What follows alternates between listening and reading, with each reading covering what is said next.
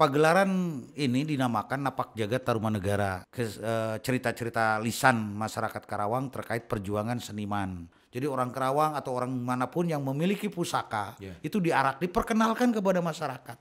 Karena seni budaya itu merupakan harga diri, jati diri, dan benteng diri dari gitu. daerah tersebut.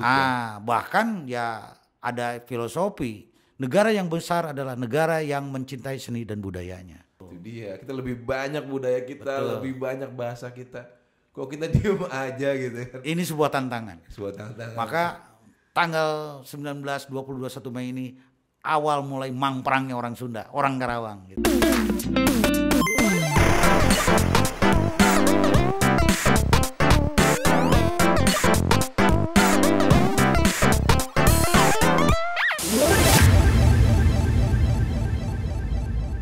Oke, assalamualaikum warahmatullahi wabarakatuh. Baik lagi di channel kami Eric King. Dan kali ini gua bakal bicarain masalah pagelaran kesenian internasional. Dan ini diinisiasi oleh dari Lodaya. Ini salah satu LSM ataupun lembaga yang mewakili masyarakat. Ini mewakili banget nih. Karena kesenian ini kita yang ngadain di Karawang sebagai tuan rumahnya. Nah, ini dia raja kami, Bapak Nace SEMIKOM. Terima kasih Pak Nace. Siap. Apa kabar Pak Nace? Alhamdulillah baik. Selamat malam semuanya. Malam. Udah ini di jatuh masih di bulan Ramadan Pak Nace ya. Betul. Ini acara pagelarannya tanggal berapa sih? Bulan apa? Pagelaran itu bulan Mei ya, tanggal 19, 20 sama 21. Kebetulan ini dalam rangka memperingati Hari Pers Nasional yang dipusatkan di Kabupaten Karawang. Gitu. Dan Pak Nace ini sebagai apa nih? Ya, saya sebagai Ketua LSM Lodaya, penggagas dari kegiatan Safari Budaya Internasional ini. Penanggung jawab tentunya. Ini ada berapa negara sih Pak Nace? Nah, kemarin kita ngobrol-ngobrol dengan Federasi Dance Internasional itu yang sudah siap itu 5 negara. Wow. Mana aja nih? Boleh kasih bocoran? Ya, kemarin sih bahasa yang disampaikan oleh mereka, salah satunya yang sudah membuat kesepakatan akan datang itu Nepal, India, Malaysia, Filipina, sama Korea Selatan. Ini. Luar biasa. Korea Selatan juga ya. K-popnya nih. K-popnya nanti mau dibawa ke Karawang nih. Yang saya dengerin ada berapa tempat yang bakal jadi tempat pagelaran nih di Karawang. Di mana aja Pak Nace? Ya, pagelaran ini dinamakan Napak Jagat Tarumanegara.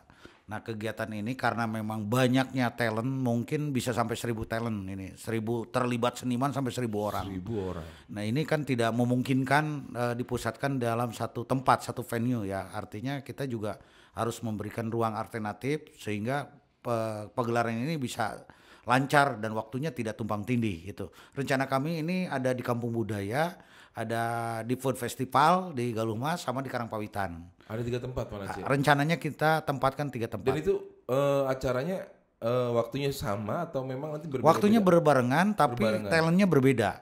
Misalkan kalau India di Kampung Budaya, nanti Nepal di Karangpawitan, Filipina di Food Festival Galuh gitu kan. Nanti besoknya Filipina pindah ke Kampung Budaya terus berputar.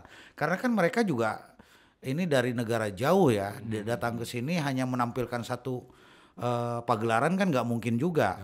Jauh-jauh hanya 5 menit, 10 menit kan nggak mungkin. Mungkin juga. Maka kami berikan keleluasan ke mereka untuk menampilkan sampai minimal 3 penampilan mereka. Jadi setiap panggung mereka menampilkan gitu. Kita kasih panggung buat mereka ya. Betul. Ya mungkin teman-teman mungkin yang sering lihat India, nari-narian nyanyi nanti ada di Karawang Pak Nace. Ada di Karawang insya Allah. Mau lihat langsung itu ada tiket nggak untuk masuk ke Pak Nace? Ini semua free buat masyarakat. Free gitu. Buat masyarakat Karawang. Ya, ini kerja orang Karawang untuk dunia.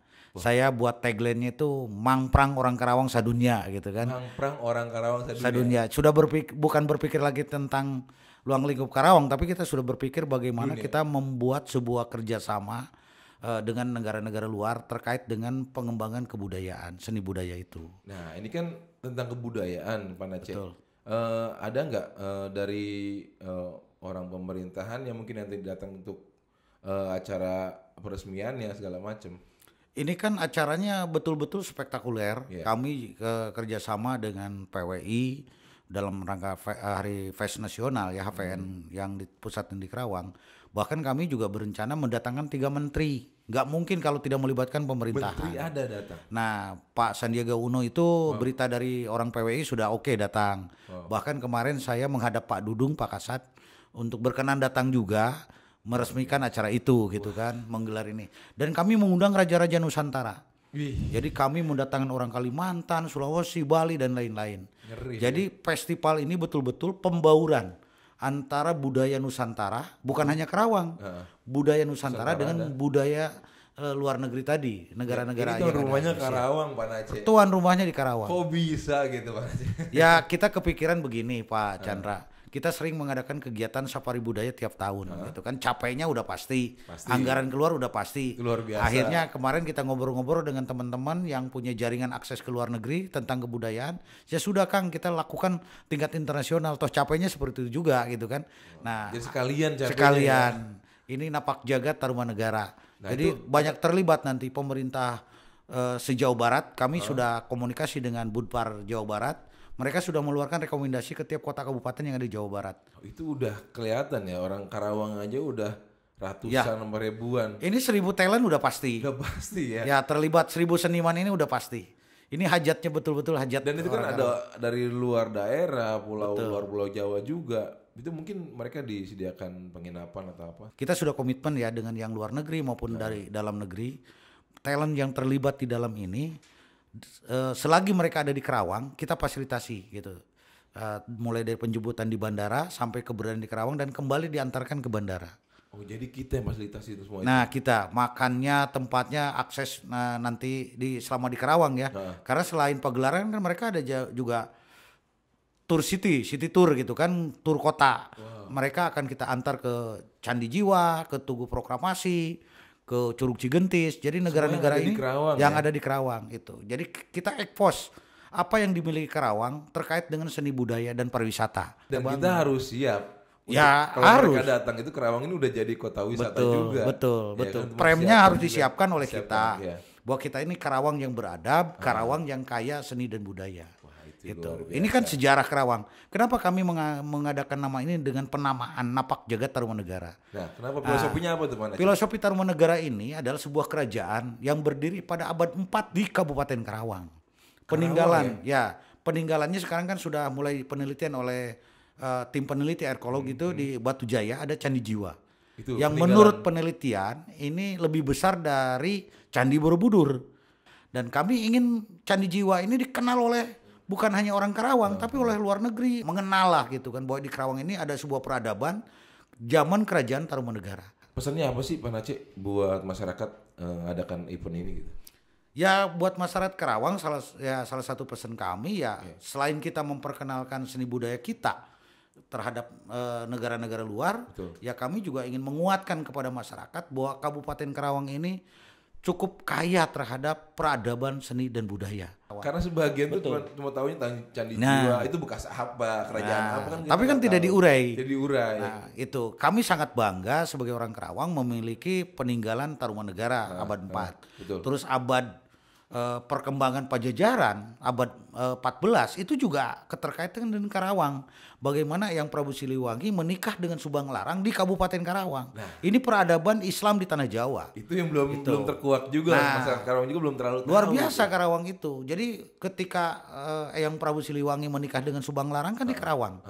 Di mana saat itu ada peradaban Islam yang dibawa oleh Syekh Quratul Ain dengan Panglima Cheng Ho. Itu Panglima Perang Cina tapi Muslim. Di Masjid Agung Karawang ini dibuatkan pesantren oleh Syekh Quratul Ain mengajarkan ajaran-ajaran Islam. Nah, kan kita kenal dengan ada sinetron Kian Santang kan. Itu kan putra-putra Prabu Siliwangi hasil pernikahan dengan Subang Larang. Kian Santang, Lara Santang, Walang Sungsang. Sehingga peradaban Islam ini berkembang di mana-mana. Yang nikahnya di Karawang. Di Karawang, dinikahkan di Karawang. Dinikahkan oleh Syekh Quratul Ain. Ya, guru Syekh Quro lah terkenal. Ya, Syekh Quro, gurunya Subang Larang itu. Ya, ini Karawang ini banyak banget sejarahnya. Itu abad 16 abad 14. Tapi bagaimana abad 16 ketika Mataram Sultan Agung mengutus Singapura Bangsa jadi adipati di Karawang. Nah, terakhir yang membuat geger dunia ini di Karawang adalah dibuatnya teks proklamasi Indonesia Merdeka itu dimulai di Karawang. Soekarno. Yang ada di Rengas Dengklok. Di Rengas Dengklok tanggal 16 di sudah diucapkan kemerdekaan di Kabupaten Karawang. Dan itu Nah, jadi sejarah banget. sejarah Karawang, itu. Tanah Karawang ini sejarah sebenarnya. Betul, banyaknya. betul. Kan orang tua dulu kita tidak semata-mata membuat sebuah kegiatan yang sifatnya kenegaraan atau apa di Karawang. Betul. Kalau tidak memiliki pemaknaan. Nanti mungkin lebih jelas lagi nanti di acara event itu mungkin Pak Aceh. Betul, karena nanti itu bukan hanya pagelaran. Di sana ada disebutnya heleran ya. Jadi pas acara pembukaan itu ada ngarak pusaka Nusantara. Nah, bedog yang panjangnya 7 meter diarak, di belakangnya itu delegasi-delegasi budaya dan pusaka-pusaka. Jadi orang Karawang atau orang manapun yang memiliki pusaka itu diarak, diperkenalkan kepada masyarakat. Intinya kita ingin memberikan edukasi terhadap masyarakat. Jangan berpikir hari ini kita sudah merdeka tanpa keringat, tanpa darah orang tua dulu, gitu kan. Nah, karena ini luar biasa. Kita juga kumpulkan UMKM ya. Jadi di sana juga ada pameran UMKM. Para pedagang kecil menengah mikro itu. Kita giring juga. Coba kita bagaimana tidak bangga UMKM dikunjungi orang luar negeri, dibeli gitu. Misalkan opak diberi oleh Karawang, dibeli oleh orang Korea Selatan, oleh orang India. Kan luar biasa. Ini kan bisa saja suatu saat ada komunikasi di bidang bisnis. Siapa tahu kita tidak muluk-muluk, ada ekspor opak, ada ekspor makanan kecil ke luar negeri. Jadi konsepnya ini tentang event ini apa Pak Aceh selain kebudayaan? Ya kita mengulas semua peradaban dari Tarumanegara itu sebagai tagline filosofi Tarumanegara. Kami menyajikan di situ ada pagelaran seni budaya, ada arak-arakan pusaka Nusantara, ada diskusi kenegaraan oleh raja-raja Nusantara. Sampai kita juga ada festival tari kreasi Nyi Ronggeng yang kita sudah siapkan 6 bulan yang lalu, sudah dikemas. Itu bahkan di bulan Mei itu nanti ada finalnya Pasanggiri Nyi Ronggeng se-Jawa Barat. Ini lagu diproduksi oleh Lodaya. Gitu. Kami tahun kemarin sudah memproduksi lagu Bedog Lubuk dan alhamdulillah ini sudah booming ya sebagai salah satu jaipong kreasi yang dimiliki oleh Karawang dan sudah diadopsi oleh beberapa daerah, artinya oleh para seniman yang ada di Jawa Barat maupun di luar Jawa Barat. Di luar Jawa Barat tuh gimana Pak Aceh? Dia kan kebudayaannya beda gitu. Betul, tapi beda. Kan seni jaipong banyak juga yang senang di luar Jawa Barat kan gitu. Betul. Nah akhirnya kami kepikiran ada lagi sejarah tentang Nyi Ronggeng. Bagaimana seorang seniman ikut berjuang melawan penjajah Belanda. Mereka kan bukan tentara tapi seni. Artinya ketika mereka melakukan pagelaran seniman memancing Belanda, terjadilah di situ tipu daya yang dilakukan oleh seniman. Mereka terlena, mabok-mabok, dibunuh oleh para seniman, dirampas barangnya gitu kan. Melalui seni. Maka di situ ada istilah di Karawang nama goyang Karawang. Itu dengan tarian ataupun nanti ada kayak opera begitu atau gimana Pak? Ya sejenis operanya pasti ada lah. Ya? Tapi lagu Nyi Ronggengnya ini kami sudah produksi dan alhamdulillah kami sudah kemarin syukuran, artinya sudah selesai. Betul. Sekarang persiapan penggarapan koreonya yang untuk ditandingkan nanti pada Pasanggiri, ada acara Napak Jagat itu. Gitu. Ada nggak yang ngebedain penampilan nanti dari Lodaya sendiri? Untuk Sri Kandi Lodaya sendiri dari biasanya gitu. Ini kan event besar masalahnya. Betul. Ada perbedaan nggak? Kalau perbedaan ya sama saja lah. Cuman kan panggungnya akan lebih heboh, lebih mewah, lebih wah lagi kan gitu. Nah kebetulan memang yang kami produksi ini mengandung filosofi cerita-cerita lisan masyarakat Karawang terkait perjuangan seniman. Gitu. Jadi kami membuat sebuah alur tari ini bagaimana Nyi Ronggeng berjuang dengan laskar melawan penjajah Belanda. Gitu. Itu ternyata perang itu melawan penjajah itu nggak usah juga angkat senjata. Ternyata lewat seni pun juga bisa meluluhkan para penjajah ya. Betul. Dan ini kita harus tahu ternyata di Karawang ini terkenal dengan goyangan Karawang ini ya karena itu untuk meluluhkan para penjajah. Dulu itu ada sandi gitu kan, ketika mereka seniman ngumpul, mari kita goyang Karawang gitu. Akhirnya terkenallah goyang Karawang gitu. Memang pada saat itu jadi sandi karena memang pada saat itu juga ditampilkan tarian. Gitu. Mungkin ini tarian-tarian ini awalnya dari kerajaan terciptanya itu gimana Pak Aceh? Ya bukan dari kerajaan lah, ini tarian-tarian rakyat. Ya karena bukan, kalau Nyi Ronggeng bukan tari persembahan. Bukan ya. Beda kalau di kerajaan-kerajaan kan ada tari-tari persembahan khusus lah, ya, ada gitu. lagi. Ya. Dan takutnya ini kan yang kita belum pada tahu nih, ini tarian ini dulu tuh asalnya dari mana sih goyang Karawang ini sampai bisa menjadi betul. apa slogannya Karawang gitu jadi. Iya, kan semua juga sudah mengakui gudang seni budaya ini adalah di Karawang. Nah, kita harus memiliki kebanggaan, banyak maestro-maestro di Karawang itu kan yang sudah melanglang buana, artinya sudah keliling dunia itu. Karena seni budaya itu merupakan harga diri, jati diri dan benteng diri dari gitu. daerah tersebut. Ya. Bahkan ya ada filosofi, negara yang besar adalah negara yang mencintai seni dan budayanya. Wah, itu luar biasa. Dan ini ada nggak harapan Pak Nace setelah melakukan event ini gimana ataupun apa gitu? Ya pasti Pak, setiap kegiatan pasti ada tujuan ya. Walaupun tujuan kita bukan materi ya. Kami di sini bukan mencari materi, bahkan kami mengeluarkan apa yang kami miliki gitu. Tujuan kami ya masyarakat Karawang lebih mencintai lagi tentang seni budayanya dan mengenal seni budaya luar gitu kan. Itu bahwa bukan hanya di Karawang tapi negara luar atau luar daerah Karawang juga cukup luar biasa. Dan tentunya kami juga ingin keberadaan Karawang ini bisa terangkat dari sektor seni budaya karena Karawang memiliki peradaban yang mengandung seni budaya tadi. Nah, ini kan didorong oleh LSM Lodaya nih Pak Nace. Betul. Mungkin di tahun nanti ada lagi nggak nih acara-acara kayak begini gitu? Ya kemarin diskusi dengan pemerintah Provinsi Jawa Barat ini akan dijadikan agenda tahunan. Wow. Nah, luar biasa Karawang kan agenda ya. tahunan gitu.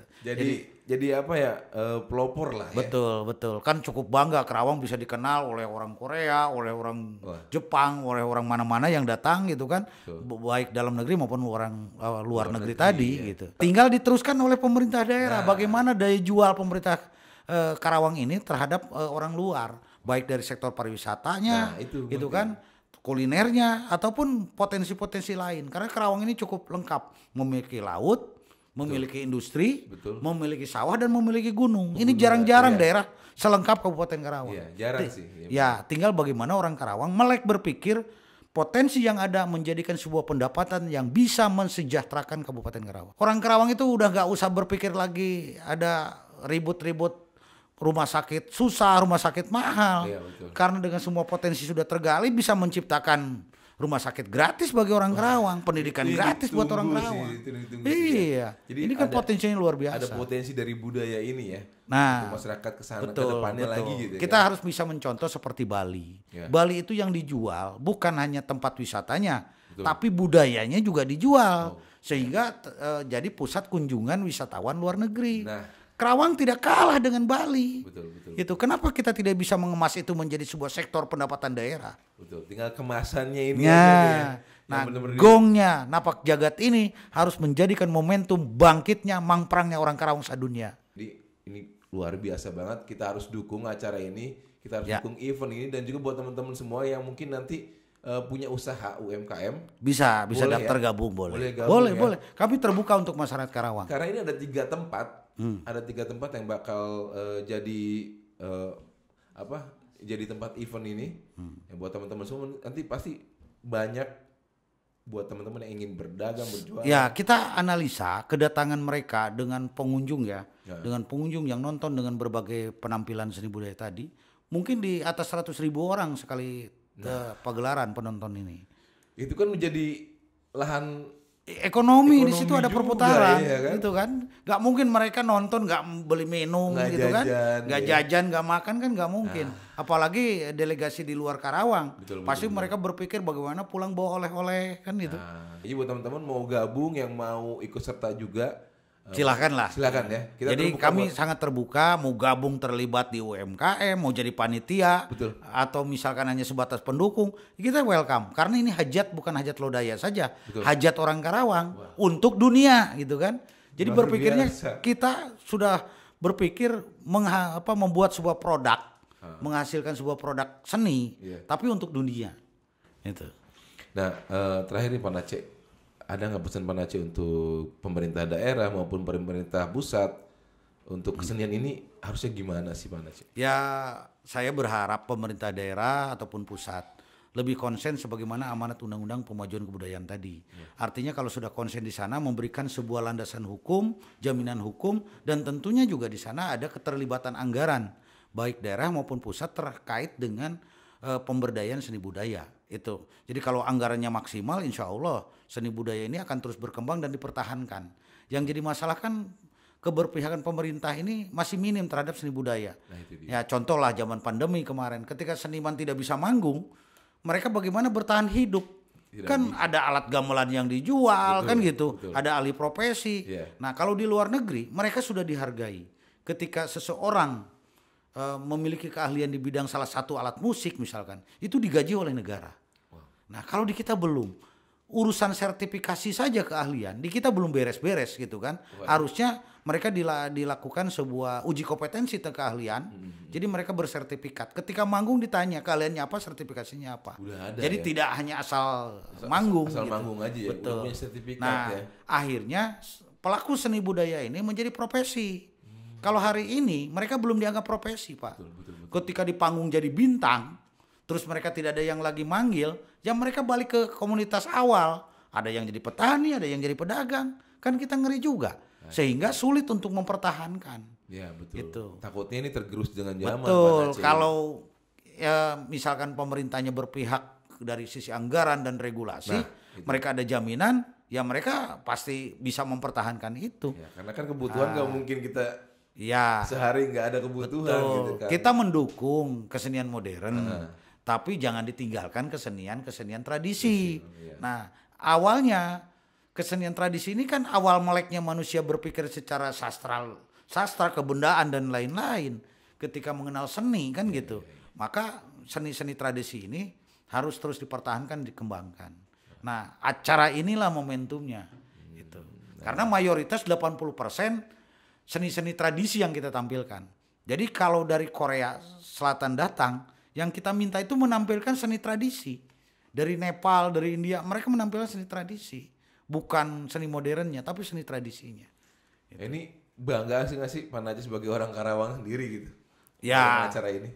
Saya mimpi besar lah terkait ini. Artinya saya sudah mengorbankan pikiran, tenaga, dan tentunya dengan hartanya ya. Selama ini kan persiapan kita sudah berjalan. Betul. Itu membuat kerangka kegiatan grand design-nya seperti apa. Bahkan tanggal 7 besok April, kami mengadakan lokakarya terkait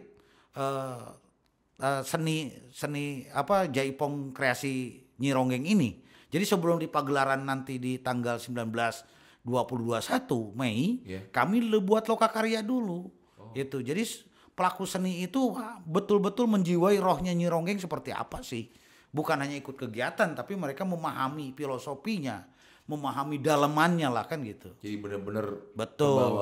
Kami garap secara profesional. Wah luar biasa, ini ternyata bukan main-main ya. Dari segi pendanaan, dari segi persiapan. Betul. Ini bukan anggaran sedikit Pak. Bukan anggaran sedikit ya. Saya sampaikan di sini kalau ada yang mau nyumbang sangat harapkan.